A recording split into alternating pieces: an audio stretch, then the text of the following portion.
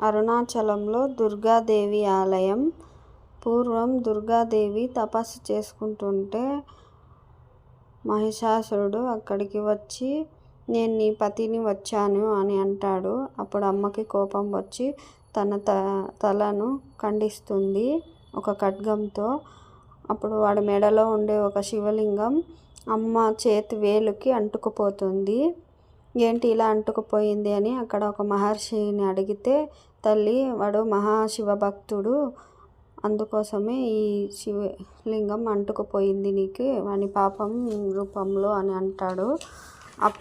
అప్పుడు ఒక ఖడ్గం తీసుకొని ఒక రాతి మీద గట్టిగా కొడితే రాయి 2 ముక్కలయ్యి ఇక్కడ ఒక ఖడ్గ తీర్థం ఏర్పడుతుంది. అప్పుడు అమ్మవారు అందులో స్నానం చేస్తే ఆ శివలింగం ఊడిపోతుంది. ఆ ఊడిపోయిన శివలింగాన్ని కూడా ఇక్కడ ప్రతిష్ఠించారు. అమ్మ